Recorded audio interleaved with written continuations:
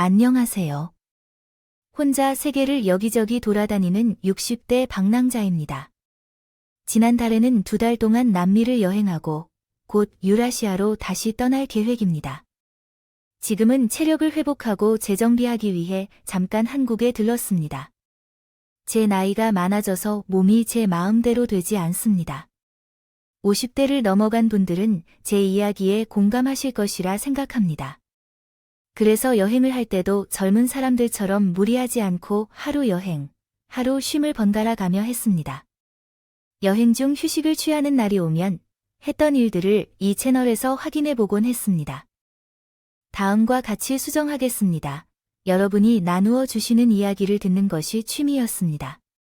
다른 사람의 이야기를 듣는 것이 얼마나 중독적인지 가끔 느낄 때가 있었습니다. 여행 중에도 이 채널로 들어와 여러분의 이야기를 듣곤 했습니다. 오는 것이 있으면 가는 것이 있다는 말처럼 공짜로 여러분의 재미있는 이야기를 들었으니 나 또한 들려드려야 할 것 같아서 조심스럽게 컴퓨터 앞에 앉았습니다.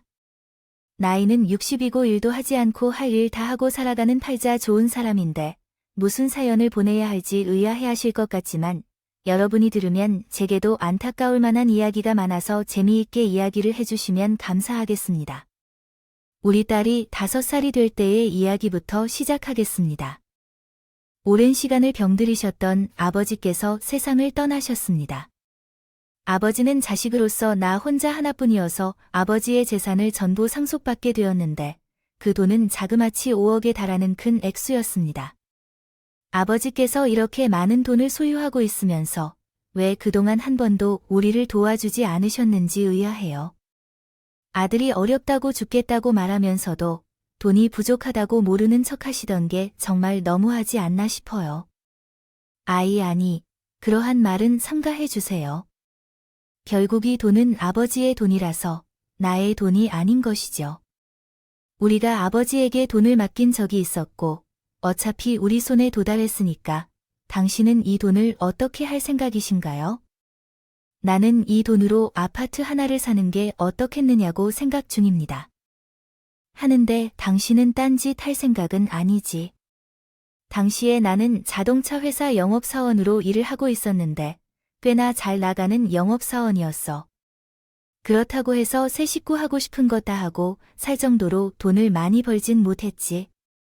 그때만 해도 내 집을 장만하겠다고 아내와 고군분투하며 허리띠를 졸라매며 살고 있었는데 우연히 5억이라는 돈이 생겨나도 이 돈으로 이번에는 내 집을 장만해야겠다고 생각했어. 여보, 당신, 친척들이나 친구들이 돈을 빌려달라고 하면 결코 빌려줄 수 없어. 그리고 누가 돈 빌려달라고 요청할 때 반드시 나에게 말해야 해. 당신은 귀도가 있고 마음도 너무 여리고 착해서 돈을 빌려달라는 말에도 쉽게 동의해버리는 사람이야. 아니, 내가 어렴풋이 알아서 처리하려고 해서 나도 성인이고 아이도 있는 집안의 가장이니까. 그래서 당신은 유난히 나를 귀찮게 하지 말고 가만히 있어야 해. 솔직히 말해서 5억이란 큰 돈을 보유하고 있다는 소문을 듣고 당장 돈을 빌려달라고 하는 사람이 있을 것이라고 생각했어. 하지만 아내의 걱정과 같이 가까운 친척부터 시작해 먼 친척까지 이름도 기억나지 않는 초등학교 동창들까지 돈을 빌려주겠다고 연락을 했다. 창식아, 내가 정말 급해서 그래. 너와 함께 초등학교를 다녔던 때 학교 앞에 있던 문구점을 기억하시죠? 거기 사장님이 우리 엄마였어요. 근데 지금 엄마가 자궁암 말기에 걸렸다는데 돈이 없어서 병원에 입원시키지도 연명 치료를 시키지도 못하고 있어. 그래서 나한테 돈 1,000만 원만 빌려주면 안 될까 싶어. 진짜 금방 갚을게. 아이 사정이 안타까운 건 맞는데 지금 그 돈이 없어서 말이야. 집사람이 내가 가지고 있으면 걱정된다고 그 돈 집사람이 가져가 버렸단 말이야. 나도 도와주고 싶지만 집사람 허락을 받아야 할 것 같아. 아이야, 남자가 되어 돈을 쓰는 것도 와이프한테 허락받고 쓰는 거야. 그 돈은 내 아버지의 돈인데, 그러니까 그 돈을 쓰는 게 아니야. 근데 왜 내 와이프가 그 돈을 가지고 있어? 너희 와이프가 그 돈으로 유치하게 타고 다니는 건 이상하지 않아? 야, 정말 돈을 빌리고 싶은 사람이면 내게 왜 내 와이프를 욕하고 나를 멍청한 사람 취급하는 거야? 우리 집에도 사정이 있는데 말 그런 식으로 하려면 나한테 찾아오지 마라. 나는 내게 빌려줄 돈이 없을 것 같아 제가 아버지로부터 5억이라는 재산을 물려받았다는 소식을 들었어. 돈을 빌리러 온 사람들과 감정이 상하는 일이 한두 번이 아니었습니다. 사람들에게 더 시달리기 전에 그 돈으로 집을 사든지 어떻게든 써버려야겠다고 생각을 하고 있을 때 어릴 때부터 동네에서 함께 자라온 친구가 저를 찾아왔습니다. 너희 아버지한테 5억이나 물려받았다면서 그것 때문에 요즘 애들이 너한테 돈 빌리러 다닌다고 소문이 쫙 났던데 그게 사실이냐? 너랑 나는 허물없이 지나니까 하는 소리는데 너도 나한테 돈 빌려달라고 찾아온 거면 빌려달라고 하지 마라. 나 그것 때문에 연 끊긴 게 몇인 줄 아냐? 야, 내가 돈 필요하면 은행 가서 대출해서 빌려 쓰지. 너에게 왜 빌렸냐? 너는 대기업도 아니고 현재 일하는 회사에 대해 잘 몰라서 그런 거네. 저에게 있어서 가장 친한 친구이자 가장 오래된 친구는 아주 똑똑한 녀석이었습니다. 초등학교부터 고등학교까지 한 번도 전교 1등을 놓치지 않았고 많은 사람들의 기대를 충족시키며 대학에서도 당당히 서울대에 입학한 그런 친구였죠. 그리고 졸업 후에는 대기업에 취업해 연구원으로 일하고 있는 친구였는데 남들에게 늘 부러움을 받던 친구였죠. 그래서 당연히 그 친구는 저에게 돈을 빌려달라고 하지 않을 거라고 생각했습니다. 군대에서 전역한 너, 그 돈 어떻게 쓸 생각이야? 설마 집을 사려는 건가? 홀로 바로 다 소비할 생각은 아니지. 설마 그럴 리가 없지? 당연히 집이 있어야 돈이 모인다고 생각해서 일단은 집을 사야 하지. 그렇다면 나랑 집사람이 있는데 그 돈으로 아파트 하나를 살 생각이야. 근데 갑자기 왜 그러는 거야? 그렇게 큰 돈이 있다면 어디에 투자해야 할지 생각해야지. 만약 집사람이랑 소비한다면 어떻게 할 거야? 아, 그러면 그 돈을 가진 기분도 들지 않겠지? 무슨 소리야? 너 설마 뭔가 괜찮은 투자처를 알고 있어서 나에게 이야기하려는 거야? 똑똑한 사람은 투자 같은 것을 잘 알아보고 해야겠지만 나는 그런 것을 전혀 몰라서 투자는 나한테 위험한 일이라고 생각해. 절대로 투자 같은 건 하지 않을 거니까 나에게 투자하자느니 어쩌느니 말도 꺼내지 마세요. 친구는 저에게 돈을 빌려달라고 하지는 않았지만 자신이 계획 중인 사업에 대해 이야기를 했습니다. 사실 제가 잘 모르는 분야이기도 하고 친구의 이야기는 모두 전문가들만 이해할 수 있는 말들이라 그냥 들으면서 넘겼는데 저는 친구가 자신의 사업 계획에 대해 이야기하는 것이 궁금했습니다. 근데 너 나에게 이런 얘기하는 이유가 뭔데? 내가 아무리 설명해도 내가 이해하지 못하는 얘기인데 너 설마 나한테 내 사업에 투자해달라고 얘기한 건 아니겠지? 어이, 정확하게 이야기하자면 나랑 같이 사업하자는 말이지. 아, 지금 너에게는 돈이 있고 나에게는 기술이 있는데 같이 해보면 좋을 것 같아서 꺼낸 대화야. 솔직히 말해서 내 사업에 자신이 없었으면 결코 이 이야기를 내게 하지 않았을 거야. 내가 자신 있기 때문에 말한 거야. 내 이야기를 듣고 나니 대단한 기술인 것 같긴 한데 그럼에도 불구하고 이 사업을 하더라도 그 5억을 다 거기에 투자하면 나도 가정도 몰라 남편에게 큰 부담이 될지도 몰라.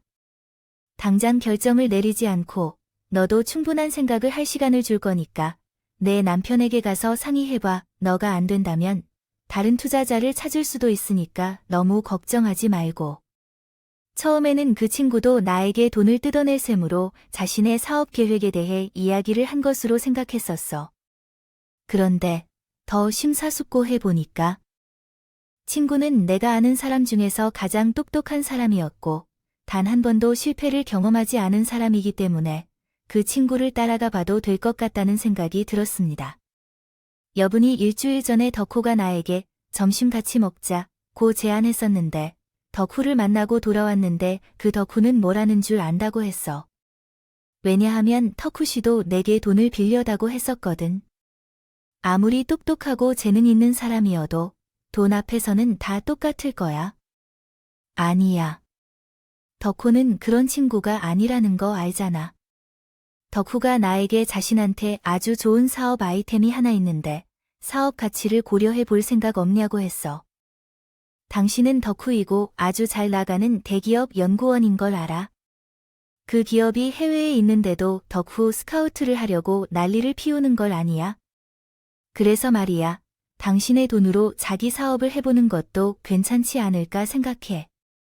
덕후 씨 완전 얌체 아니에요. 자기 사업을 하고 싶다면 자기 돈으로 하는 게 어때요? 덕후 씨는 지금 손에 가지고 있는 돈이 없기 때문에 당신의 돈을 사용하려는 거잖아. 아니, 그런 게 아니라 덕후는 기술을 가지고 있고 나는 돈을 가지고 있으니까 그 돈을 사용해서 사업을 하고 서로 함께 일하면서 잘 번 돈으로 풍요롭게 사는 게 아닌가 생각해. 당신은 왜 꼭 그렇게 생각하시나요? 아버지가 성숙해 주신 돈으로요. 친구와 사업을 시작하려고 했지만 아내가 크게 반대하는 바람에 결국 친구의 동업 제안을 거절했습니다. 덕후야, 미안해. 우리 집사람이 사업에 대해 결코 찬성하지 않아서 너와 함께 동업할 수 없을 것 같아. 내가 제안하는 사업이 좋아 보이긴 하지만 그 돈을 마음대로 쓸 수 없어. 너도 결혼한 사람이니까 내 마음을 잘 알 거라 믿어. 혹시 우리 집사람에게 사업에 대해 설명해주면 어떨까? 아마 그녀도 내 사업 계획에 대해 바로 동의할 것 같아. 내 생각은 어떤가? 그리고 이 사업이 성공하면 돈이 쏟아진다는 것을 알아. 매년 매출 1,000억을 달성하는 것은 어렵지 않을 거야. 아직 시작도 안 했는데 연매출 1,000억 얘기하는 건 너무 건방져. 김칫국 마시는 건 아니잖아. 일단 나는 못한다고 말했으니까 나 말고 다른 사람 알아봐. 미안해. 아내가 안 된다고 하면 나는 당연히 안 된다고 생각했기 때문에 친구에게 단호하게 거절을 했지만 그 후로도 친구는 나만이 희망이라고 생각한 것인지 계속해서 나를 쫓아다녔다. 정씨가 이거 좀 봐봐. 나는 우리 학교 교수님들에게 자문받은 거야. 교수님들도 이것은 무조건 전 세계로 수출해 나갈 기술이라고 꼭 해야 된다고 하셨어. 심지어 교수님들이 나서서 투자자들을 찾아주신다고까지 했어. 지금 서울대 교수님으로 계신다고? 그들이 그렇게 했다고 너를 꿰기 위해 고의로 거짓말을 하는 것이 아니야? 내가 너에게 왜 그런 거짓말을 해야 하나? 나는 너를 믿고 싶어서 그런 거야. 교수님들에게 자문까지 받아온 이유를 이야기해야 해. 내가 개발한 기술을 팔면 많은 회사들이 사겠지만 나는 내 기술을 저렴히 넘기고 싶지 않아. 또한 창씨가 우리가 영원히 월급쟁이로만 살 순 없겠지. 삶을 뒤집는 꿈을 꾸어야지. 친구의 유혹에 도지 않기로 다짐했었지만 서울대 교수님이 보증하는 기술이라면 도박을 해봐도 괜찮겠다는 생각이 들었어. 그래서 나는 아내가 몰랐던 아버지로부터 상속받은 모든 재산을 친구의 사업에 투자하기로 결심했습니다. 감사합니다. 청슈씨.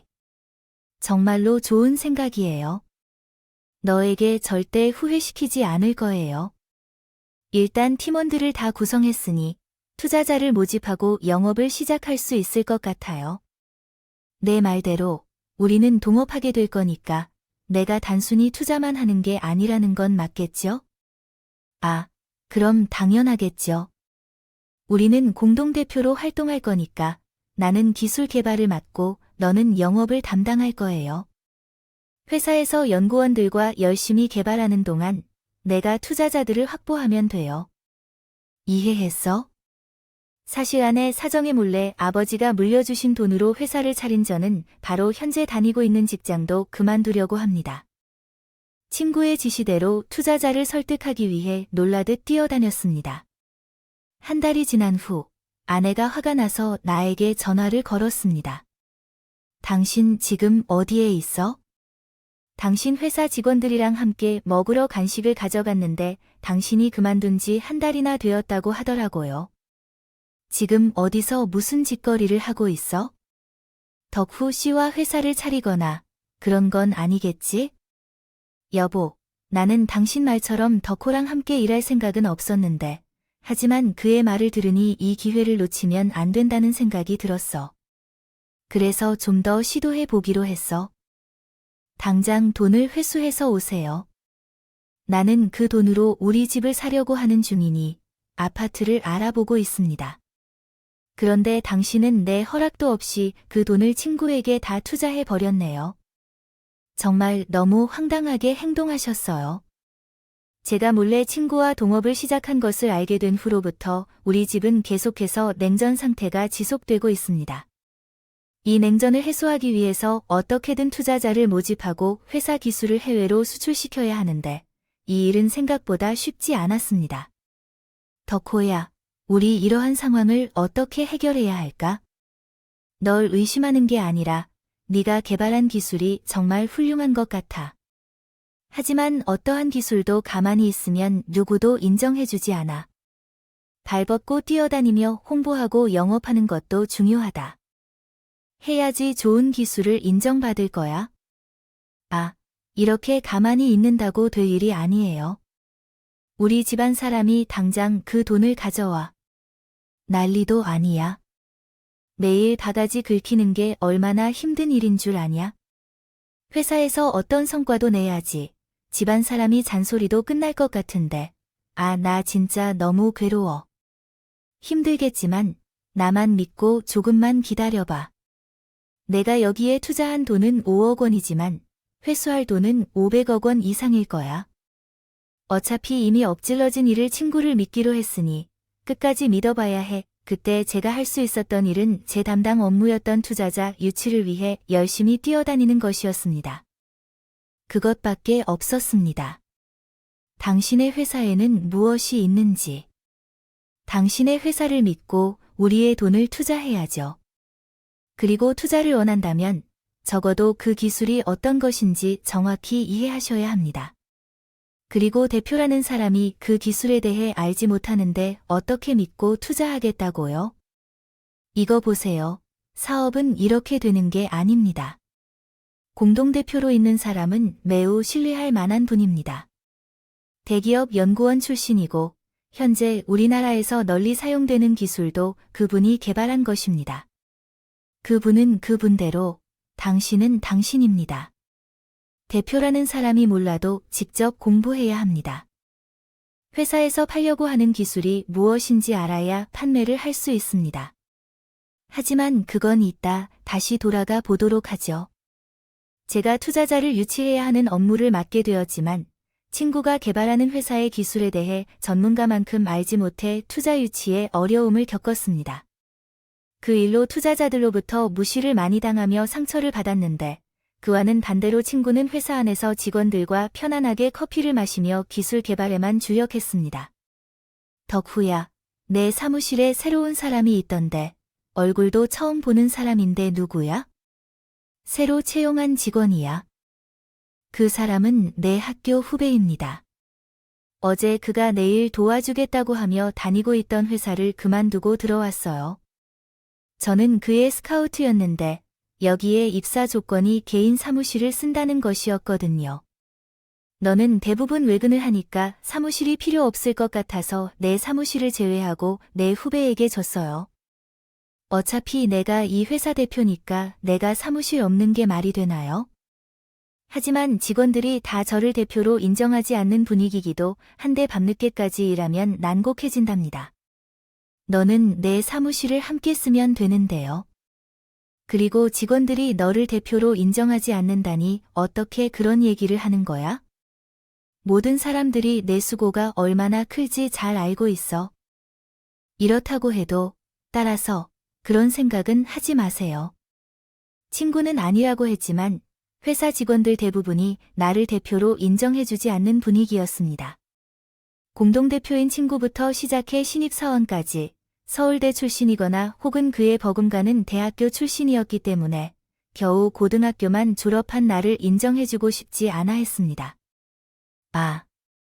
그 전에 다닌 회사 이사님이 투자자를 소개해주겠다고 연락 주셨거든. 이번에는 투자를 무조건 따올 수 있을 것 같은데 조금만 기다려봐.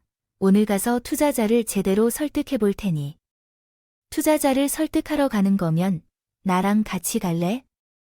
혼자 가는 것보다. 아무래도 공동대표인 나가 함께 가는 게 더 나은 게 아닐까? 아니야. 나의 지인들도 참석하는 자리니까 이번에는 나 혼자 가는 게 좋을 것 같아. 나중에 투자 유치에 성공하면 그때 같이 보는 걸로 하자. 회사를 차린 이후 나는 투자 금액을 겨우 1억에 머물렀지만 친구는 단 한 번에 100억이라는 투자금을 모았다. 그 사건으로 침체된 회사 분위기는 생기 넘치게 되살아났고 기세가 있었던 친구는 더 기세를 올려 회사를 선도했다. 그런데 친구가 갑자기 나에게 이야기할 것이 있다며 회사 밖으로 나를 부르게 되었다. 회사에서 대화를 하려면 여기까지 불러내서 얘기해야 돼. 그것도 되지 않겠니 왜? 그리고 여기가 비싼 데 아니에요. 투자금 100억을 받았다고 하더라도 돈을 너무 낭비하는 것 같아. 이런 것들은 투자자들이나 거래처의 사람들과 나눌 이야기야. 중요한 얘기가 있어서 너를 여기로 불러낸 거야. 회사 안에서 얘기하면 다른 직원들이 주의를 쓸 수 있어서 그런 분위기를 만들어. 요즘 우리 회사 분위기는 좋던데 나중에는 안 좋은 일이 있을지도 몰라. 비싼 일식집에서 나를 부르는 친구는 불길한 분위기를 조성하고 내 질문에 대답도 안 하고 술만 마셨어. 정말 죄송하지만 너 공동대표 자리에서 내려와야 할 것 같다. 나도 내게 이렇게까지 말하고 싶지는 않았는데 직원들이 계속 단독 대표를 원해서 그래. 나한테 말 좀 잘해줄래 하더라고. 직원들이 나를 대표로 인정해주지 못한다고 하더라. 그래서 단독 대표를 원하는 거야? 그러나 덕호야, 아무리 그렇다고 해도 내가 직원들을 잘 설득하여 내 대표 자리를 유지할 수 있도록 도와주면 돼. 아니야. 너 왜 직원들의 말에 휘둘리는 거야? 우리 회사 직원들은 평범한 직원들이 아니야. 다 유능하고 어디서든 1등으로 인정받는 인재들이야. 우리 회사의 가장 큰 자산이라 할 수 있습니다. 하지만 직원들의 의견을 듣지 않는다는 점이 문제입니다. 직원들이 저를 대표로 인정하지 않아 대표직을 내려놓기를 희망한다는 소식을 듣고는 제 눈에서 눈물이 났습니다. 투자금을 모으기 위해 얼마나 많은 고생을 했는지를 생각하면 직원들이 그런 말을 하지 않을 것이라고 생각하니 상처가 깊었습니다. 어차피 기술 개발도 제가, 투자금 100억을 확보한 것도 결국은 제가 한 일입니다. 그런데 직원들은 제가 한 일을 가치 없다고 생각하는 것 같아 마음이 아프네요. 사실 우리와 같은 사람들보다는 결과를 더 중요하게 생각한다면 우리 같은 사람들이 뭔가요? 서울대를 나오고 똑똑한 사람들을 우리 같은 사람들이라고 하는데 그러면 나 같은 사람들은 뭘까요? 꼭 눌러왔던 자격지심이 폭발한 저는 친구에게 따져 물었습니다. 아무 대꾸 없이 저희 욕지거리를 듣고만 있던 친구는 자기도 참을 만큼 참았다며 마음속 깊이 묻어둔 말을 꺼냈습니다. 솔직히 지금 우리 회사가 잘 되고 있는 것은 8월 땅떡이 아니냐? 기술도 내가 개발했고 투자금도 내가 따왔으며 좋은 인재들을 직원으로 데리고 온 것도 나 자신이다. 그렇게 따지면 직원들의 말이 틀린 게 하나도 없다고. 5억이 없었다면 지금 회사가 있을 수도 없었겠죠.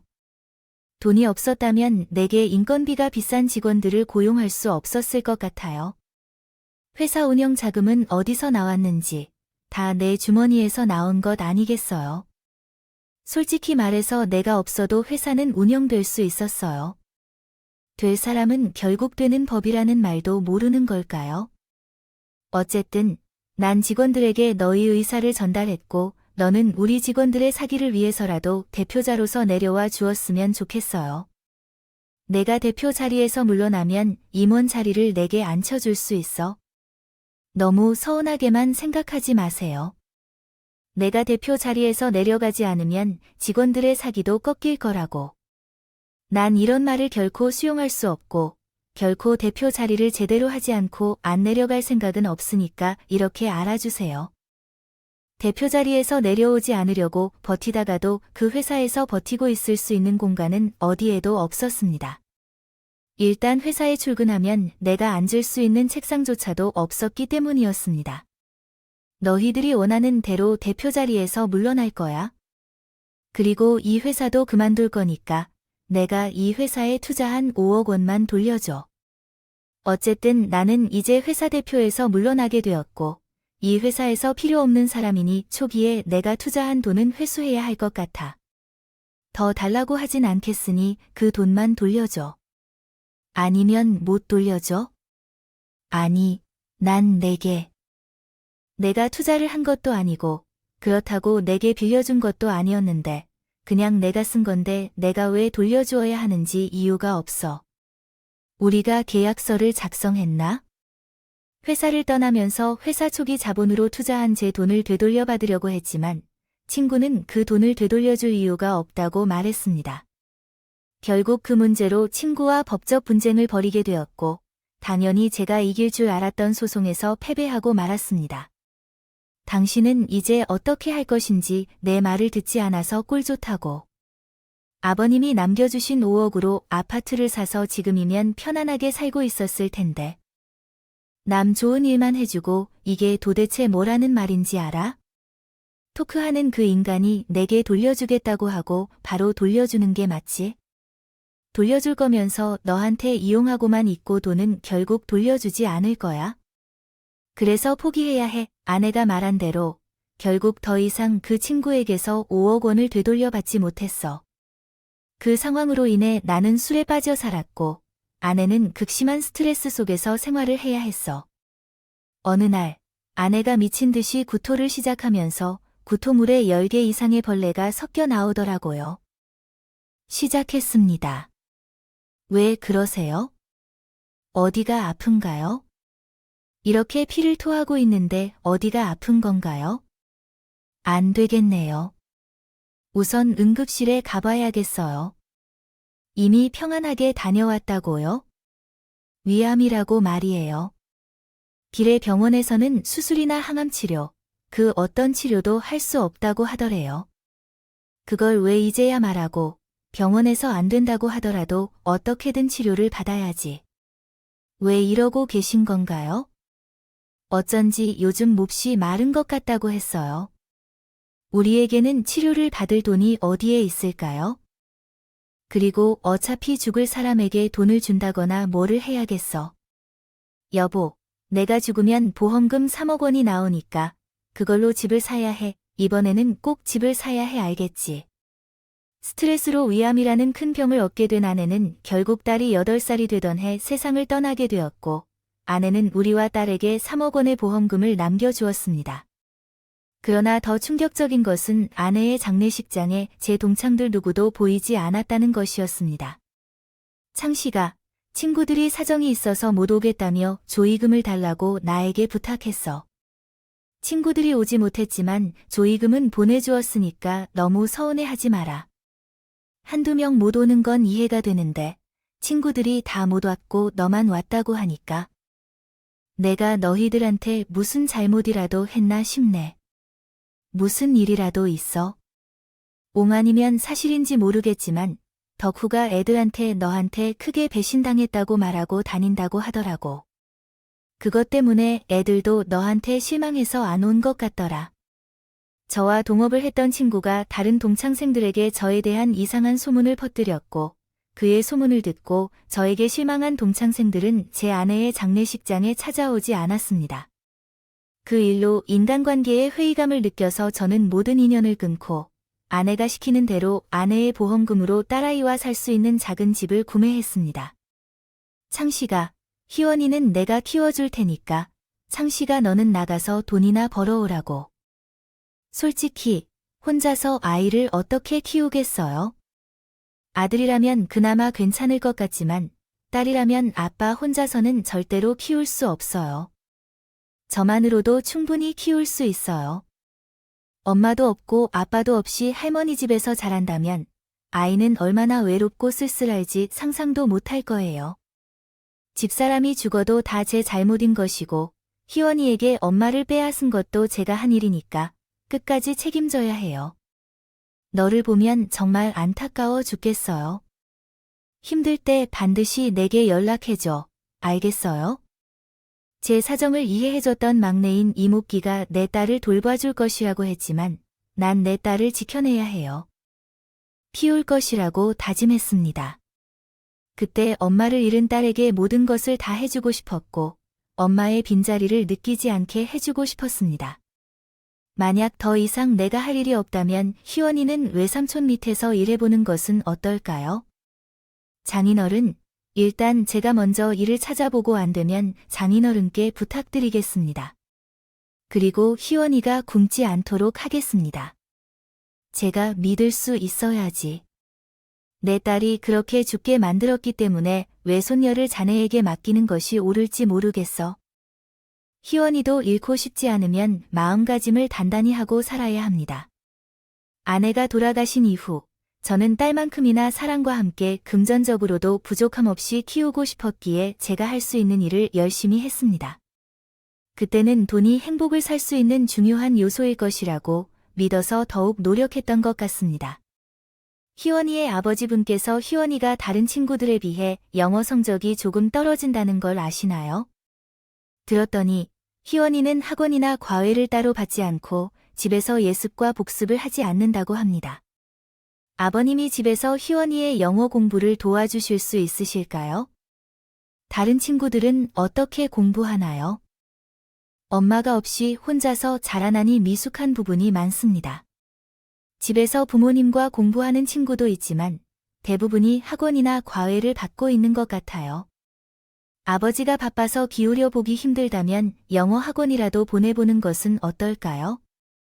제가 딸인진이라 여태까지 딸이 원하는 대로 많이 했지만 격세히 하는 엄마들처럼 딸이 원하지 않는 것도 내 욕심으로 강요하곤 했습니다. 기초 과목부터 시작해 발레, 피아노, 태권도 학원까지 다 보내봤고 옷도 백화점에서 파는 것만 사게 했습니다. 입힌 후에 그리고 딸을 위해 거짓말조차 서슴지 않았죠. 희원이야, 오늘 처음으로 아버지를 만났어. 희원이가 많이 얘기했어요. 희원이가 우리 집에 놀러 왔을 때 아빠를 자랑한 대표적인 사례를 말하면 아버지는 모든 것을 다 주고 용돈을 아낌없이 줬고 그리고 아버님은 실력도 좋으시다고 해요. 근데 희원이 아버님은 어떤 것을 하시나요? 희원이가 그것은 말하지 않았어요. 저는 개인 사업을 하는데요. 매니지먼트 사업을 하고 있어요. 연예인들이나 가수들을 관리하는 회사를 운영하고 있답니다. 아, 그런 일을 하시는 분이셨군요. 그렇다고 하네요. 아버님도 연예인처럼 관리를 받으시면서 하시나 봐요. 딸아이가 초등학교 고학년이 되었을 때 제가 시작한 일은 구두 닦는 일이었습니다. 큰 빌딩 앞에서 회사원들의 구두 닦는 일이 생각보다 돈이 꽤 괜찮게 벌렸기 때문이죠. 물론 그 일을 하면서도 배달이나 대리 일도 했었지만 구두 닦기와 신발 수선으로 자리를 잡고 단골이 생겼을 때는 다른 일을 하지 않아도 될 정도로 돈을 벌어들였습니다. 아들아, 어디 가서 구두를 닦는 일을 한다고 말하고 다니지 마세요. 특히 내 친구 엄마들 앞에서는 더더욱요. 조심해야 해. 아버지는 구두 닦는 일을 하는 것을 내 친구들에게 들키기 싫어하셔서 사업가인 척을 하셨어요. 저는 구두 닦는 일에 대해 부끄럽다는 생각은 없었지만 어린 딸에게 그 일이 부끄러운 것처럼 느껴질 수 있어요. 그래서 딸이 부끄러워하지 않기 위해 사업가라고 거짓말을 하면서 딸이 대학교를 졸업할 때까지 구두 닦는 일로 돈을 벌었고 딸이 원하는 것이 있으면 최대한 들어주었어요. 아버지, 이번에 내가 친구들과 미국으로 여행을 가고 싶은데 비행기 표를 예약해 주세요. 500만 원이 부족한데 여행을 미루면 안 될까요? 부탁드립니다. 지금 현금이 얼마 없어서 카드를 줘. 카드만 주면 되잖아. 할부로 결제하면 돼. 카드를 줘. 나 이번에 친구들이랑 무조건 여행 가야 된다는 말이야. 넘치는 사랑으로 키워서 그런지 딸아이는 주관적이나 객관적이나 착한 딸은 아니었어요. 생떼를 쓰더라도 갖고 싶은 건 가져야 했고 아빠를 위해 어떻게 할 줄 아는 마음은 눈꼽만큼도 없는 딸이었죠. 아빠, 나 다음 달부터 중국에 살게 될 것 같아. 내 얼굴이 중국에서 인기를 끌 수 있는 스타일이라든가 뭐라든가 중국 에이전시에서 모델 스카웃을 받아서 활동하게 될 것 같아. 아마 최소 3년은 거기 있게 될 것 같으니 아빠도 그렇게 이해해 주셨으면 해. 아이야, 중국은 중국대로 너 혼자 가기 그렇게 쉽지 않아. 위험하지 않아요. 한국에서도 충분히 모델 활동할 수 있으니 이곳에 남아있으면 안 되겠어요. 아빠가 걱정돼서 너를 보내기 싫은데 아빠 자본이 달라요. 한국에서 100만 원 주는데 중국에서는 1000만 원을 준다고 하더라고요. 중국에 가서 5년 동안 열심히 일한다면 최소 10억 원을 벌어올 수 있으니까 나를 말리지 마세요. 게다가 에이전시에서 집과 차량까지 다 제공해준다고 했으니 걱정할 것이 없어요. 저와 닮아 꽤 예쁜 얼굴을 갖고 있던 딸은 중국에서 모델 활동을 시작했어요. 아빠한테 용돈을 달라는 적은 단 한 번도 없어요. 돈이 없는 돈뿐이죠. 긁어가기만 했던 딸아이가 중국에서 모델 활동을 하면서 저에게 처음으로 용돈을 주었습니다. 그리고 딸아이가 중국으로 넘어간 지 2년이 경과한 때 딸아이는 저에게 만나는 사람이 있다고 말했습니다. 아빠, 여기서 만나고 있는 사람이 있어. 중국 사람은 아니고 한국 사람인데 엄청 부유한 사람이야. 이 사람 아버지가 사업을 하시는데 중국 지사를 맡고 있는 사람이거든. 우연히 파티에서 만나게 됐는데 이 사람과 곧 결혼할 것 같아. 이 사람은 믿을 만한 사람이야. 사기꾼이 아니라고 생각해. 요즘 사기가 많다고 하니 사람을 제대로 알아보고 만나야 해. 걱정하지 마. 아빠처럼 나도 바보처럼 보인 줄 알아. 이 사람은 아버지의 회사에 들어와도 알만한 그런 회사라고 했어. 재벌가의 아들이라고 해도 무방할 만큼이야. 일단 이 사람에게 정식 프로포즈를 받으면 그때 말할게. 아빠는 그때까지만 기다려주시고 있어. 그리고 1년 후 모델 계약이 끝난 딸은 한국으로 돌아왔는데 그녀의 표정이 그렇게 밝게 보이지는 않았어요.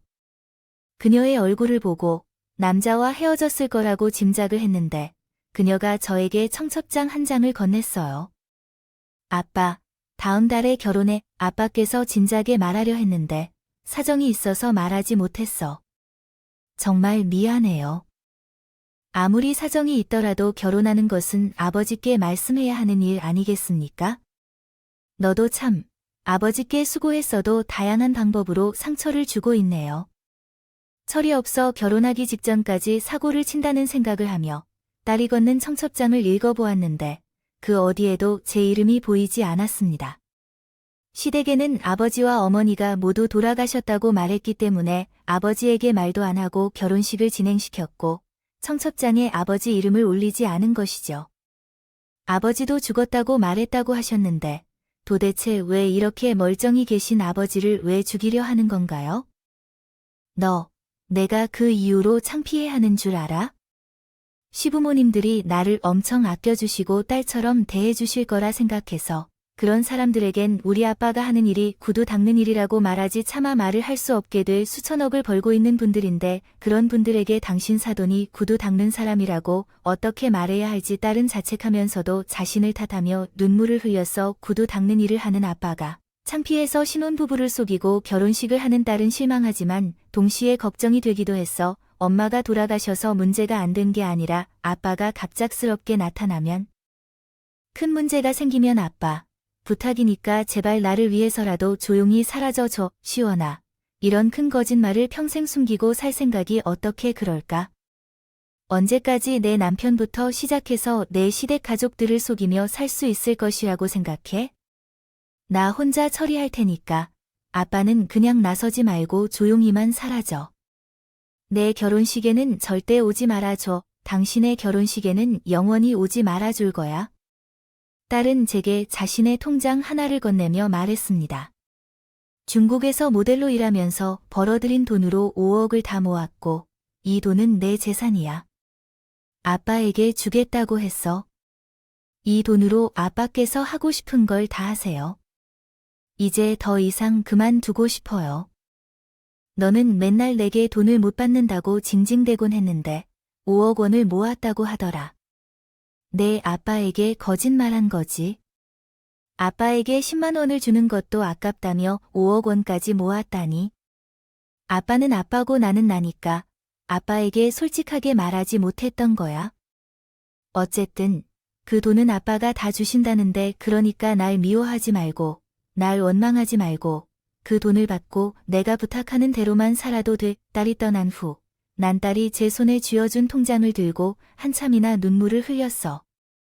나를 창피하게 만들어 죽은 딸이도 원망스러웠고 3년 만에 5억 원이라는 돈을 모을 정도로 잘 먹고 잘 살면서 날 한 번도 효도해주지 않는 딸이 너무 미웠어. 딸에게 편지를 쓰는 느낌으로 내용을 다시 작성해 보겠습니다. 딸을 미워하고 원망하며 슬퍼하는 마음에 잠긴 채였을 때 당신의 청첩장에 이상한 점을 발견했습니다. 그것은 바로 당신의 장차 시부모님의 이름들이 적혀 있었지요. 사돈 부부의 이름을 보자마자 마음이 떨어지는 느낌을 받았고 모든 것들이 제 상상 속의 거짓말일 것이라 빌면서 기도했습니다. 당신의 부탁에 따라 결혼식 근처에 가지 않기로 결심했던 저였지만 당신이 웨딩드레스를 입은 모습이 궁금했고 시동 부모님으로 불릴 분들이 누구인지 확인하고 싶어 당신의 예식장으로 향했습니다. 그곳에서 내포한 원한과 저주를 가진 그 친구를 찾아보았습니다. 마주치게 됐어요. 나의 사위가 되는 사람은 20년 전 나를 배신했던 그 친구의 아들이었어요. 처음에는 그 친구의 얼굴을 보자마자 달려들어 멱살을 잡고 싶었지만 나의 딸의 결혼식이었기 때문에 결혼식을 망치고 싶지 않아 분노를 억누르고 꽤 오랜 시간이 흘러서 나의 딸에게 전화를 걸었어요. 희원아, 결혼식 잘 끝났어? 신혼여행도 잘 다녀왔니? 그동안 별일 없었지? 아빠, 결혼식 잘했고 신혼여행도 잘 다녀왔어. 그날 아빠를 초대하지 못해서 정말 미안해. 결혼식을 하면서 아빠를 많이 생각했어요.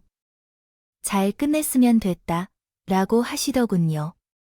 하지만, 희원아, 너희 시모님들이 너에게 잘해주신다고 하셨잖아. 너희 시모님들은 어떤 분들이니? 우리 시모님들은 정말 훌륭하시고 멋지신 분들이세요. 그렇게 많은 돈을 벌면서도 돈을 휘둘러서 유세를 떠는 일도 없으시고 또한 사람을 돈으로 판단하지 않는 분들이시라더라고. 그래서 부모님은 돈도 없는 나를 기꺼이 며느리로 받아주셨어요. 그리고 딸이 없어서 그런지 나를 정말 친딸처럼 여겨주시고 계셨어요. 그러니까 아빠를 걱정하지 않아도 돼요. 이번에 아버님이 나한테 타고 다니라고 비싼 차도 사주셨어요. 매달 용돈도 많이 주시고 계셨습니다. 또한 딸의 부탁에 따라 결혼 생활에 적극적으로 끼어들지 않기로 다짐했습니다. 돈이 없고 가난한 구두닦이 아버지보다 수천억을 번 시어머니가 딸에게 더 감사할 만하고 중요한 존재일지도 모른다는 생각을 했습니다. 따라서 남편과 근사한 관계를 유지하라 하고 아버지가 먼저 연락하지 않을 것이므로 아버지가 떠오른다면 가끔씩 전화할 것을 부탁합니다. 어려운 상황에 직면하면 참지 말고 반드시 아버지에게 힘들다고 전화해 달라고 하고 아버지, 정말 미안하고 감사합니다. 아버지 말대로 힘들 때나 아버지가 떠오를 때 연락할게요. 평생 용서하지 않으리라 생각해왔던데요. 친구를 용서하고 사랑으로 키운 딸이 나를 배신한 친구에게 시집 보낸 후 나는 해탈의 경지에 이른 사람처럼 매일을 보냈습니다. 딸이 나에게 5억이라는 큰 돈을 주었더라도 나는 항상 그렇듯이 구두 닦기 일을 하며 내 삶에 딸이 없었던 것처럼 딸이를 잊고 오신 듯 했습니다. 딸도 나를 잊고 지냈는지 결혼 후 3년 동안은 나에게 어떤 연락도 주지 않았지만 3년 만에 기적적으로 딸로부터 연락이 왔습니다. 그러나 나는 딸로부터의 연락이 그리 반가운 것은 아니었습니다. 희원아, 무슨 일이야? 무슨 일이 있는지 아빠에게 연락한 건? 아니요. 기원아, 너는 잘 살고 있잖아?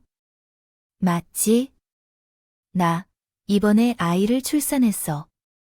너무 예쁜 딸아이를 낳았는데 우리 딸을 보면 계속 아빠 생각이 나서 말이야. 그래서 나는 이번에 우리 시부모님들께 아빠가 계셨다고 말하고 아빠를 소개시켜드리고 싶은데 괜찮을까? 희원아, 내가 힘들다면 그러지 않아도 돼. 아빠는 없는 사람처럼 지금처럼 살 수 있어. 아니야, 내가 잘못했어. 내 나이가 들어도 아빠가 필요하고, 아빠가 나한테 큰 사람이라는 걸 이제야 깨달았어. 시부모님들이 나에게 실망하셔도 난 모든 것을 밝히고 싶어.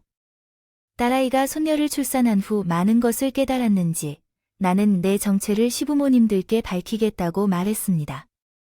결혼한 지 3년 만에 딸이 결혼한 친구인 저희 시부모님과 동업자였던 친구를 만났습니다. 그 친구는 저를 보자마자 온몸을 벌벌 떨며 아무 말도 하지 못했습니다. 오랜만이다, 덕호야. 이런 자리에서 이렇게 만나게 될 줄은 상상도 못했는데 잘 지냈냐? 내가 희원이 아빠였어. 구두 닦기 일을 하고 산다던 희원이 아빠가 창식이 너였어. 그래, 이거 어쩌다 보니 내 딸이네. 아들만 나 결혼했더라. 맘 같아선 내 아들이랑 결혼한다는 내 딸 뜯어 말리고 싶었지만 아무 죄도 없는 내 딸의 인생을 가로막는 아빠가 되고 싶지 않아서 아무 말도 하지 않았습니다. 정수야, 내가 내게 할 말이 없어. 우리 관계에 대해 아이들에게 어떻게 설명해야 할지도 모르겠고 정말 미안해. 내게 적반하장으로 나오거나 또는 내 탓으로 인해 우리 딸을 미워하고 괴롭힐 것으로 생각했던 친구와 친구의 아내는 오히려 죄인처럼 고개를 든 적이 없었고 미안하다는 말만을 반복했어. 덕호야, 그 일은 이미 오래전이고 나는 괜찮으니까 그렇게 죄인처럼 고개를 숙이고 있지 않아도 돼. 그리고 우리 사이에 있었던 일에 대해서는 아이들이 모르는 게 더 좋을 것 같아. 나는 딸아이의 부탁으로 사돈될 사람들에게 얼굴만 비추러 온 거니까 이제 그만 가 볼게. 다음에 기회가 되면 다시 연락하자. 그날 이후 저에게 다시 연락을 준 친구는 저에게 진심으로 미안하다며 사과를 했고 자신의 회사 산에 이사로 올려주겠다고 말했지만 저는 한치의 망설임도 없이 그 제안을 거절했습니다. 정식아, 내가 정말 미안하다. 그땐 내가 너무 어리석었고 욕심이 많았어. 내가 너한테 정말 죽을 죄를 지었다. 근데 너랑 동업하겠다고 한 것도 다 내 선택이었으니 탄만은 할 수 없을 것 같다. 덕호야, 나는 다른 걸 바라는 건 없고 그저 내 딸을 내가 미워하지만 말아줬으면 정말 좋겠어요. 부탁할 게 있었어요. 제가 친구에게 달라는 것이 딱 한 가지만 있었어요. 친구의 며느리가 된 우리 딸에게 잘 대해 주길 바란 그 한 가지 부탁이었거든요. 그런데 친구는 갑자기 50억 원이라는 큰 돈을 들고 내 앞에 나타나서 그 돈을 건네주며 이 돈은 내 것이야. 언젠가 너를 위해 간직해 두었다가 주려고 생각하고 있었어라고 말했어요. 돈으로 지난 시간을 보상할 수 있을지 모르지만 이 돈을 생각하고 받아들인다면 좋겠어요. 물론 이 돈으로 내게 용서를 구하는 건 결코 아니에요. 그저 네가 받을 만큼을 돌려주는 것뿐이에요. 고민이 되긴 했지만 제 몫이라는 말에 친구가 제게 건넨 50억을 받아들였습니다. 그리고 친구에게서 받은 그 50억으로 세계 여행을 하고 있습니다. 그 돈을 받은 후로 20년 넘게 해오던 구두 닦기 일도 관뒀고 꼭 한번 타보고 싶었던 비싼 차도 타고 다니며 처음으로 인생을 즐기며 살고 있습니다. 딸아이가 결혼하기 전에 제게 줬던 5억은 다시 딸아이에게 돌려줬습니다. 내가 고생해서 번 돈은 내가 가지는 게 맞다. 고하며 돈을 돌려줬죠. 지금 저는 행복하지도 불행하지도 않은 삶을 살고 있습니다. 어쩌면 이게 행복일지도 모르겠지만요. 아, 그리고 제 사돈이자 친구와도 좋은 사이가 있는 것 같습니다. 그리 나쁘지 않은 관계로 지내고 있습니다. 아마 그 친구와는 평생 다시 좋은 관계로 지내지 못할 것 같습니다. 제가 계획한 세계 여행을 마친 후 제 생각이 담긴 책 한 권을 발표한 뒤 조용히 삶을 마감할 계획입니다. 인생이 제 마음대로 나의 뜻대로 흘러가지 않겠지만 남은 삶만큼은 제가 하고 싶은 대로 제 계획대로 살 수 있도록 노력하겠습니다. 여러분들에게 제 이야기가 재미있을지 모르겠지만 제 이야기는 이만 마무리하도록 하겠습니다. 감사합니다.